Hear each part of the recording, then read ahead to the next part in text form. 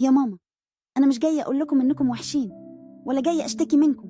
أنا جاية أتكلم من قلبي ومن قلب كل طفل في العالم اللي نفسه يتفهم، يتطبطب عليه ويتحب زي ما هو. أنا صغير بس قلبي كبير وبيحس بكل حاجة، وبخزن كل كلمة وكل نظرة وكل سكوت. أنا يمكن أنسى اللعب اللي ضاع، بس مستحيل أنسى لما قلتولي أنت مش نافع. لما بصحى من النوم أول حاجة بدور عليها مش فطاري، بدور على وشكم. هل مبتسم؟ هل زعلان؟ ولا مشغولين؟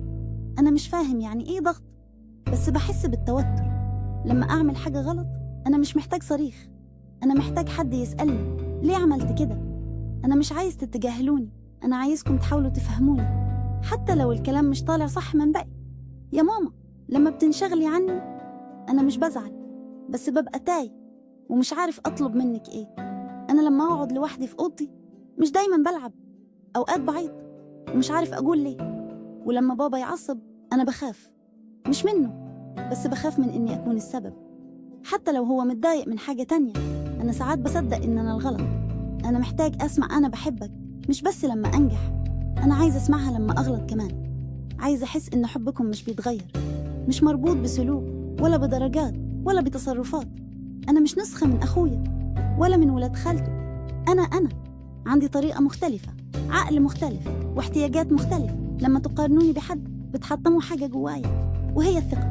ممكن تسألوني أنت زعلان من إيه وأنا مش هعرف أرد، بس جوايا عاصفة ومجرد السؤال بيريحني. أنا مش عايز أكتر من حضن في آخر اليوم، ظهر أحس إني متسند عليه، وودن بتسمعني مش تقطعني.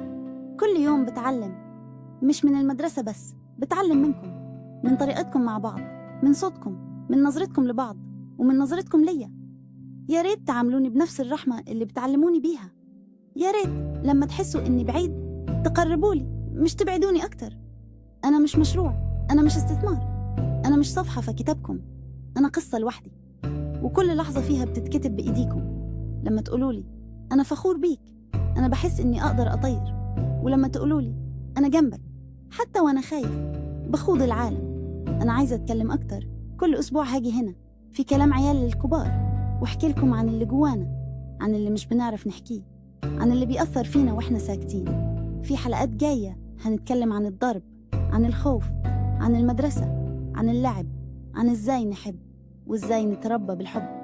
كل طفل عنده صوت، حتى لو مش بيعرف يعبر، صوته جوه قلبه وبيطلع في نظرة أو دمعة أو حتى سكوت طويل. أنا هنا نيابة عن كل طفل في الدنيا بقولكم اسمعونا، شوفونا، واحتوونا، لأن إحنا مش مجرد عيال، إحنا أمانة لو حافظتوا عليها هتعيش جواكم حب عمره ما هيموت.